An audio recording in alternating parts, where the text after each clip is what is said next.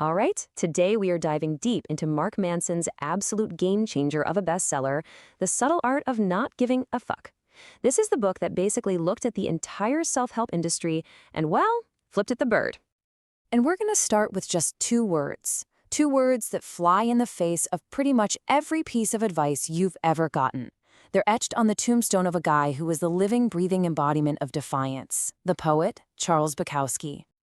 Now, let's be real. By any normal standard, Bukowski was kind of a loser. He was an alcoholic, a womanizer, a gambler. I mean, the guy was a total deadbeat who spent literally decades working a soul-crushing post office job, getting his writing rejected by just about everyone.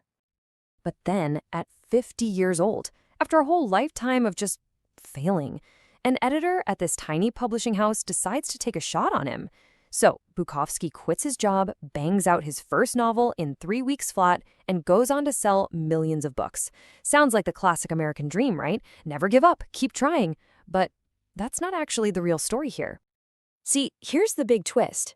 Bukowski's success didn't come because he was desperate to be a winner. It came because he knew he was a loser. He accepted it. And then he wrote about it with this raw, brutal honesty. He never tried to be someone he wasn't. And that comfort with his own failure, that's the very thing that made him a massive success. Bukowski's story, it kind of blows a hole in our culture's obsession with being positive all the time. And that obsession, it traps us in this vicious cycle that Mark Manson calls the feedback loop from hell.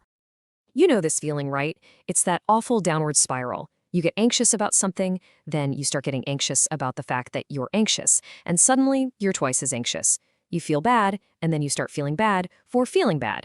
It just makes everything a million times worse. And this whole loop is just supercharged by the world around us. You scroll through Instagram, and it looks like every single person you know is having the best time ever.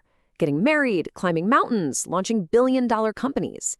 It makes our own perfectly normal negative feelings, our anxiety, our fear, or guilt, feel like we're some kind of personal failure. Okay, so how in the world do you break out of the cycle? Well, you have to embrace this totally counterintuitive idea that the philosopher Alan Watts called the backwards law. Now get ready, because Manson drops a complete mind-bender on us here. He asks, what if the constant desire to feel good is the very thing that's making us feel so bad? What if wanting a positive experience is in and of itself a negative experience? And this is the core paradox of the backwards law. The more you desperately chase feeling better, the less satisfied you actually become. And why is that? Because the very act of chasing something just hammers home the fact that you don't have it. But it also works in reverse. So desperately wanting to be rich just makes you feel poorer and more insecure. But accepting the negative, like say the pain of a really hard workout, that actually creates a positive result. Facing your failures head-on in business is what leads to real success.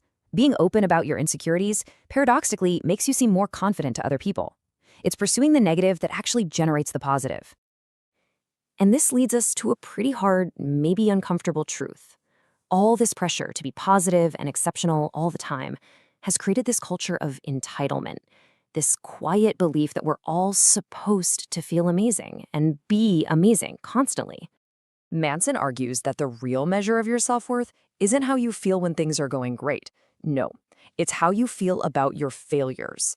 Real, true confidence comes from being able to look at the negative parts of yourself square in the face and just say, okay, I can work with that.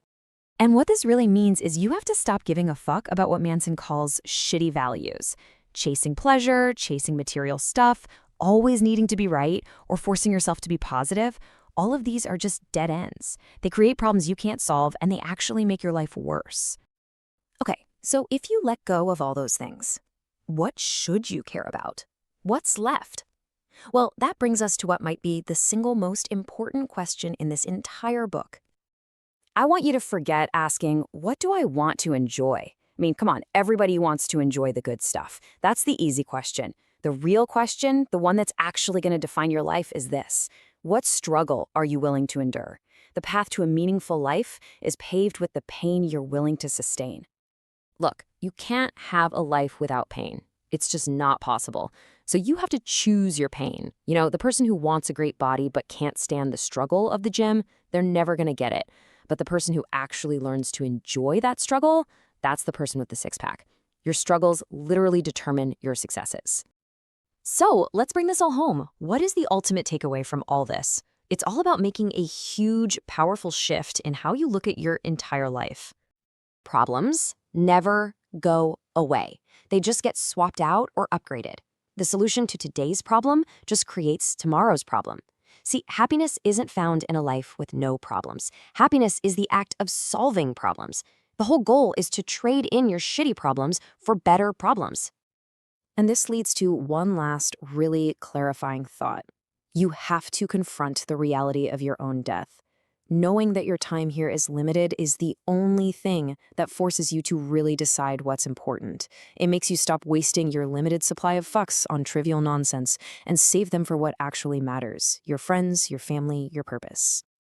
In the end, choosing your struggle isn't about being a masochist. It's not about enjoying pain for its own sake.